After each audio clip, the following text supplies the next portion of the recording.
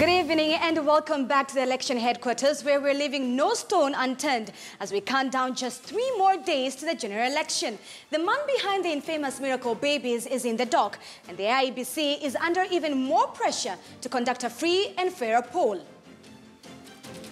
Right, Zinzi, it's an exciting Friday as we usher in the final weekend before Kenya decides who will sit at State House for the next 5 years. We have a great show lined up today, including a special appearance by Heart the Band later on tonight. And don't forget, our Kivumbi2017 caravan is on the road, putting the people's issues first and amplifying your voice in this election. Sharon, where is the caravan tonight? Right, Betty, and the caravan has docked in the caravan has docked in the county of Bomet. The town is abuzz, and the voting day is on everyone's lips. Remember, this is the county where one of the counties where a man and a woman are going head to head for the county's top job. But the question is, how will the young people vote? We'll be talking more about that in a bit, but now over to you, Zinzi Kibiku and Brian Aseli. Adunda, asante sana Sharon. Nakwambia tunaongea KTN online, tunaongea about vile my youth wako na debate moja ngori sana. Tunataka kujua exactly sisi kama my youth man tunakuwa involved aje kwa hii democratic space, na pia tunataka kujua history ya violence imekuwa sensitive sana. Tunataka kujua my youth tunafanyaje. Ukitaka ku get in touch na sisi Twitter @KTN News, kama unataka ku get in touch na sisi FB, Insta @KTN Kenya, na nakwambia sijui ni nini mbaya.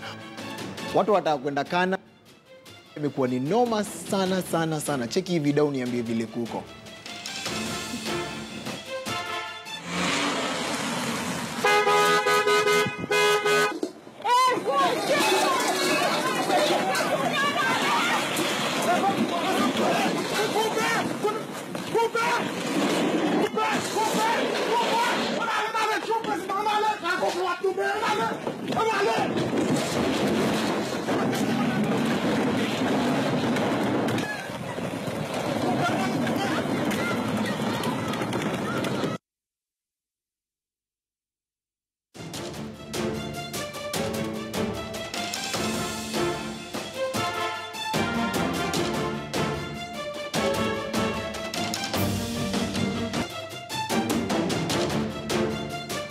This is Kivumbi2017, a very special edition for the Youth Cafe Show. So tonight we want to be discussing youth and the role that we're going to play to make sure that we are adhering to a peaceful election. We only have 3 more days before Kenya can go out and cast their ballot. Of course, tonight we have a great panel that will help us discuss and drive this conversation. And as always, we want to hear from you. So make sure you're tweeting us @KTN News, @Zinzi_K, @Brian_Asili. Allow me to introduce our panel this evening. Seated closer to me is none other than Joseph Mwangi, who is an aspiring MCA for Embakasi Ward with Maendeleo Chap. Good evening. Good evening. Thank you so much for coming again.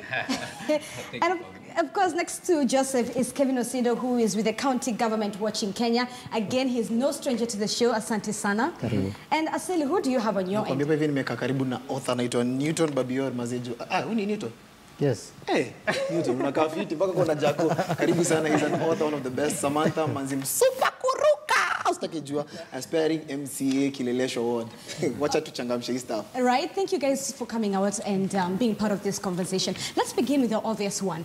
Do you think that young people will come out in their numbers and vote? Samantha, I want to hear from you, especially given that you are running for MCA in Kilelesho. What do you think? Do you have confidence that will come out in numbers? Yes.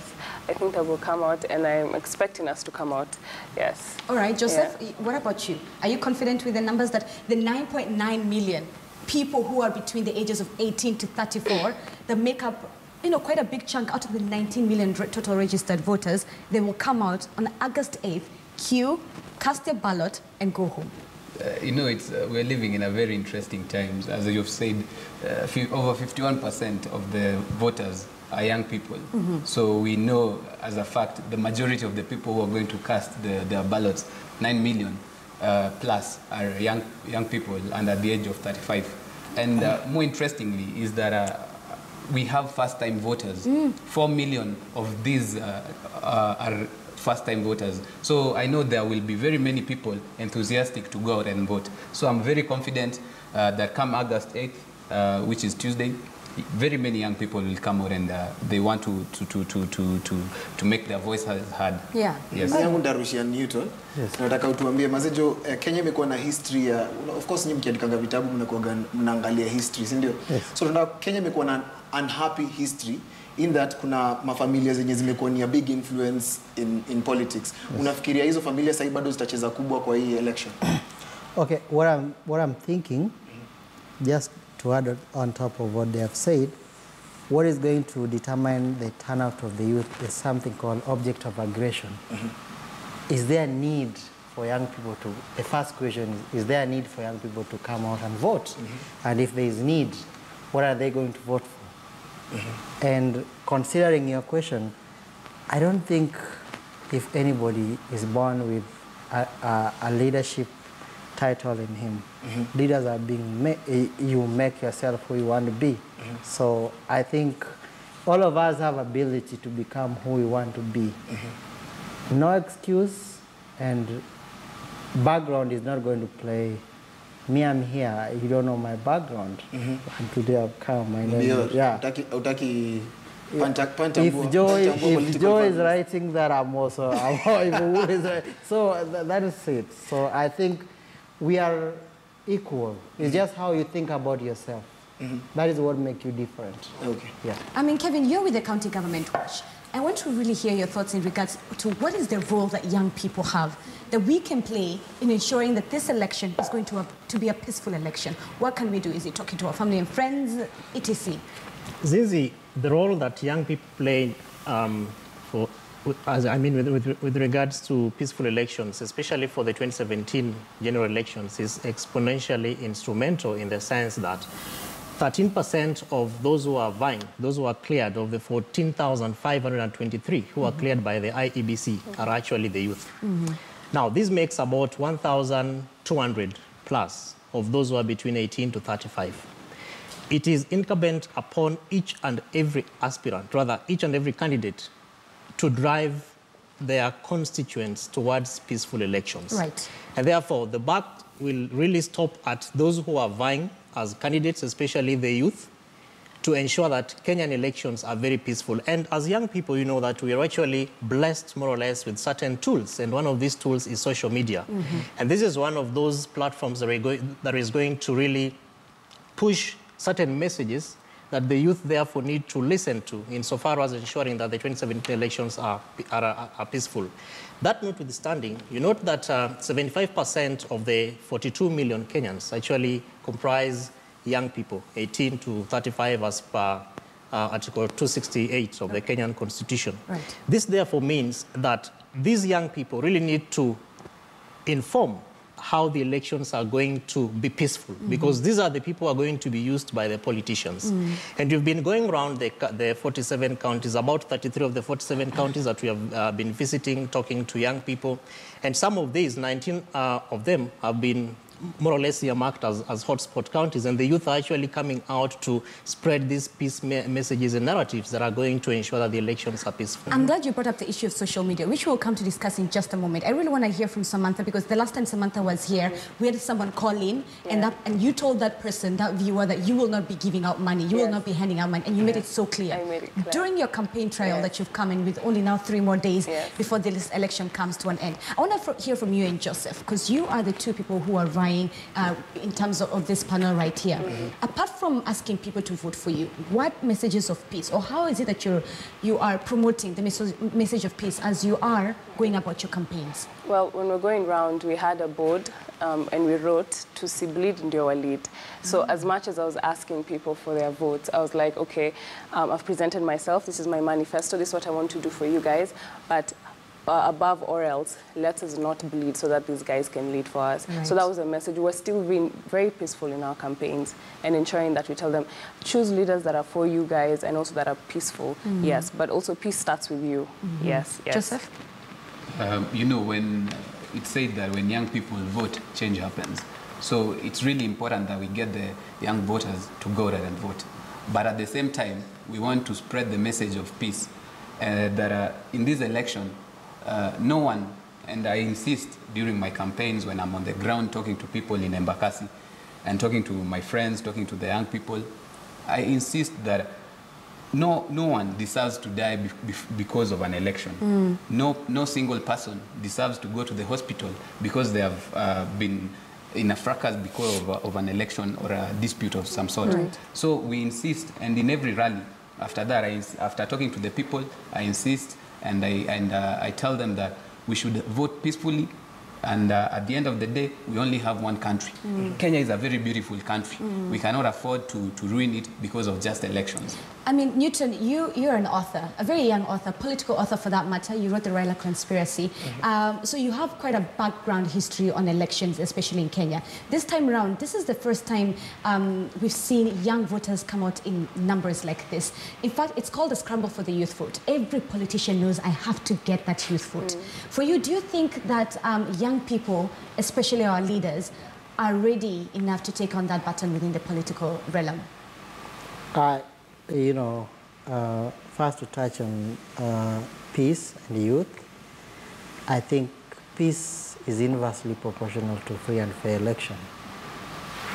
No one would like to take arms, or no one is prepared to have any form of violence or intimidation unless you are mad. Yes, no one is going to go in the street and ban things if there is free and fair election. What I know many people are fearing to say, we must have free and fair election. We need change, and that change has to come. My vote has to be inversely proportional to the results. All right, Joseph, you want to comment on that? When there's this narrative going on that it's pegged on having a free and fair election. Well, that is right, and that is true. But at the same time, we should not, we have institutions. We have a very powerful constitution that empowers us and has given us a very good courts. We have a system that you should follow in case you feel that you are aggrieved with your elections. If, for instance, I feel that in the ward that I am in, Embakasi ward, that the elections were not free and fair, I have redress. I should not take vijana niwakusanye niwalipe 200 niwaambie twende tuvunje vibanda, twende tuchome vibanda hapo nje kwa sababu uchaguzi jakuwa sawa. Right. That is a very wrong narrative that we should people should stop peddling. Kevin, you're nodding at that. Yeah, I'm nodding because he talks about institutions, and one of the biggest gaps that we have noticed in these elections is the involvement of IEBC insofar as violence is concerned, because we haven't seen IEBC coming out so strongly to actually condemn and even charge candidates who are going to more or less propel violence in their areas. Of course, in certain parts of the country that has happened, and we are, of course, expecting that this will go on until after the elections, because Kenya has to move on beyond Nane. And what this means for me is that the candidates themselves must take the responsibility insofar as we have institutions. But looking at 14,000 candidates, Zinzi, this is not a small number. And that also means that the people who are going to be voting for these candidates really need to be on the watch out. Because, yes, Kenya has very strong institutions, but what do these institutions mean to the people? The institutions must be seen to be doing the work that they're supposed to be doing, and without fear or favor. Because when we look at the kind of history, and I think Eseli brought it up, the democratic history that Kenya has been able to walk, it's not been a history that is going to spur young people to actually get very involved in pushing the agenda of democracy and leadership. Right. And this is because of certain reasons, resources, for instance, resource constraints. We are looking at the way in which the political parties in Kenya, I'm glad that is a young man who is running on a political party ticket. But if you look at the way in which parties actually mistreat the youth, it is not encouraging for as many young people who want to run in political, or rather through political parties. But again, we have independent candidates. You can run as an independent candidate, but still, lots of gaps exist insofar as what institutions are supposed to do in safeguarding the elections and ensuring that they're also peaceful. Great. So we're going to come back to this conversation really quickly. But for now, we want to cross over to Bomet, where my colleague Sharon Momanyi is on standby. Sharon, what do you have for us this evening? Thank you very much, Zinzi Kibiku.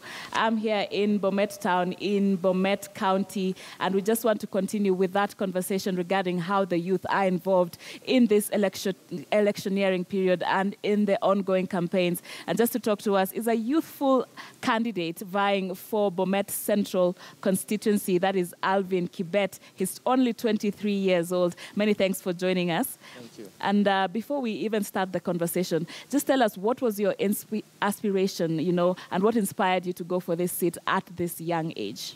Okay. And just hold your microphone close. Thank you so much, Sharon. I'm Alvin Kibet. I'm vying for MP Bomet Central constituency. And one of the reasons I am seeking this seat is because I want to change Bomet Central. Mm-hmm. Bomet Central is challenged.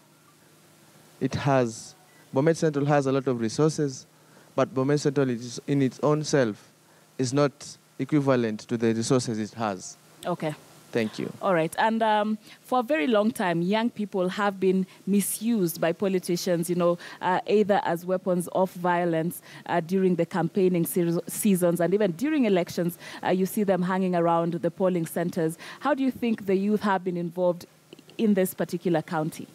I think the youths have been involved in this because of lack of jobs. That's the reason these youths have been involved in such activities. If there's a way these youths can be removed and get employment or something like that, the youths will change, and they will no longer get involved in the violence stuff. Because when a youth is going to a polling station, to stand there, is he or she is waiting for an aspirant to come and get something. Mm-hmm. Are you getting? Mm-hmm. That's why the youth is going there. So there's a huge problem of unemployment even in this county. Yeah. And have you seen it being addressed, or even as people, the politicians are aspiring to get re-election or to rise up to the elective positions, has this issue been coming out in the campaigns in this county? Me, as Kibet, I can say not to the expectation that I have. Mm-hmm. As Bomet, we need to address the issue urgently. Mm-hmm. But the politicians now are not addressing that. The people who are vying now, they're not addressing that. That's why you're seeing my fellow youths, when a politician is going, they are running around with the politician, and then you find maybe an accident occurs or something like that. So according to me, it has not been addressed at all. All right. Yeah. And as a county that is largely known, maybe talk to us about the economic activities in this county and how this has, if there are any efforts at all to involve the young people in this. Bomet County right now is a producer of potatoes. Bomet County is a producer of milk. In Bomet County, you get tea. So the young people, if they get educated and know how to work with what they have, as Bomet, the economic empowerment of the youths will go high. All right. This Bomet County is a very good region whereby we have even talents. Mm-hmm. We have one of the best runners in Bomet. We have people who run even they run in Japan and other countries there, mm-hmm, mm-hmm. like outside the country, and they bring medals to our county. Right. So we just need to put some effort. Mm-hmm. Leaders need to put some effort. Like I can say, let's help these youths and bring them to this world of living a better life. All right. Let's talk about your campaigns as a young person, 23 years old. Yeah. How has it been campaigning as a young person? How has been the reception from that point of a young person running for a constituency seat?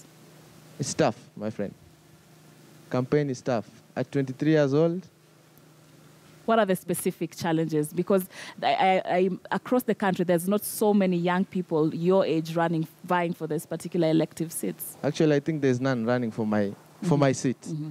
But I can say the toughness in this is one, resources.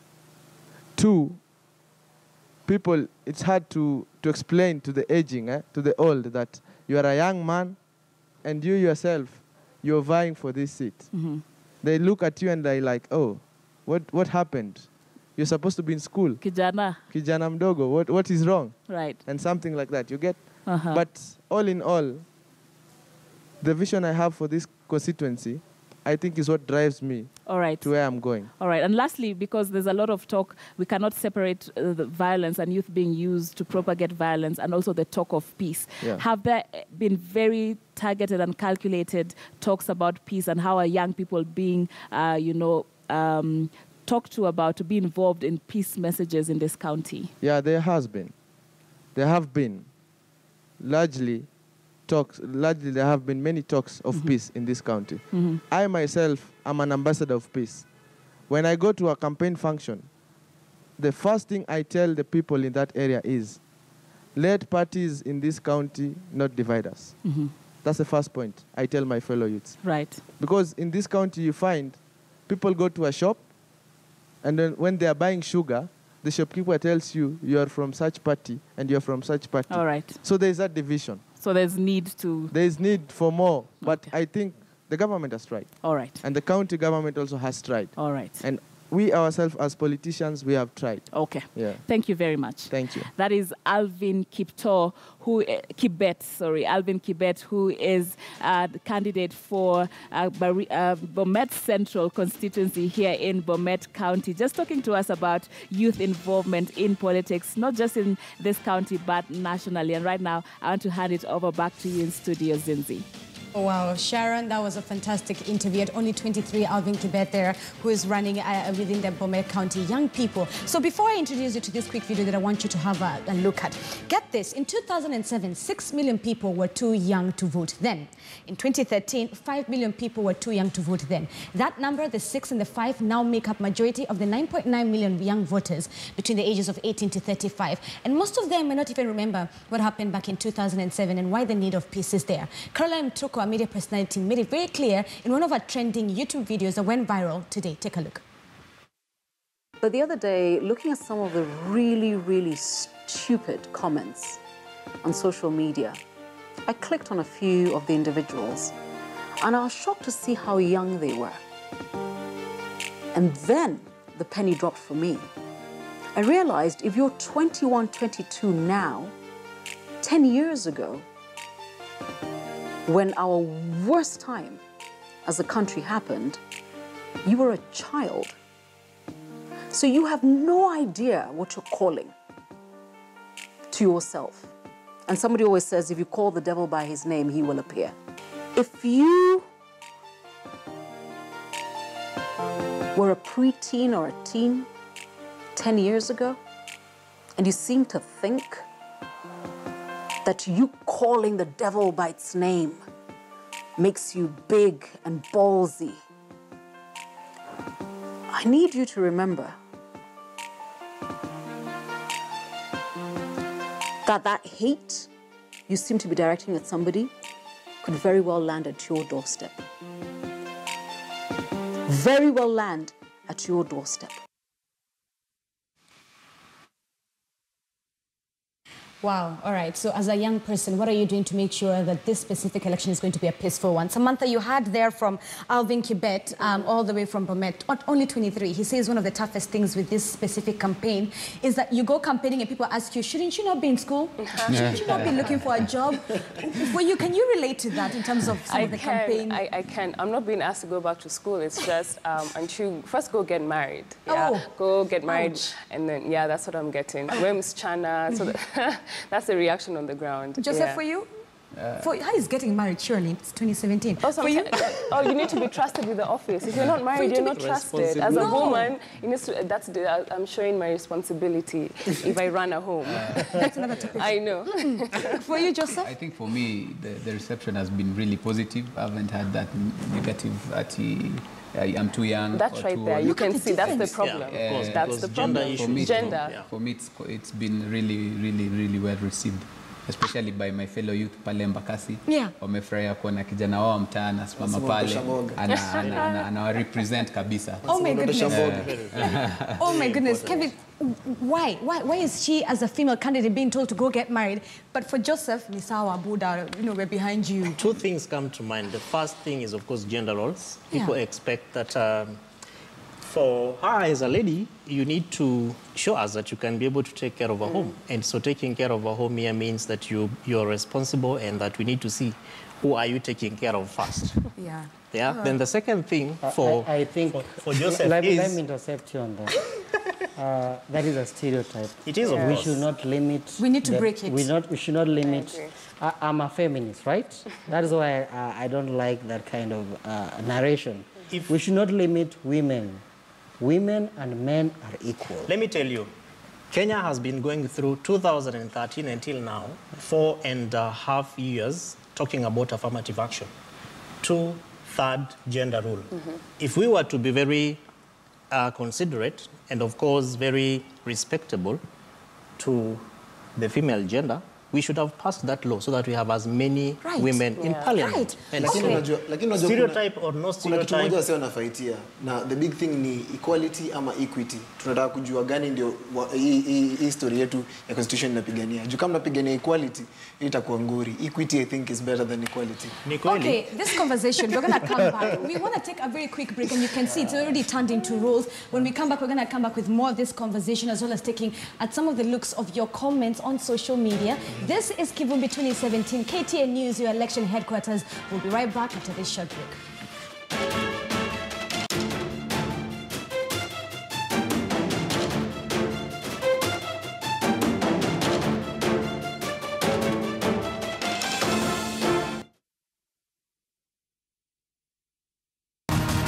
Your election coverage starts here. Kivumbi 2017. I'm a member of Arena Q Youth Group. We started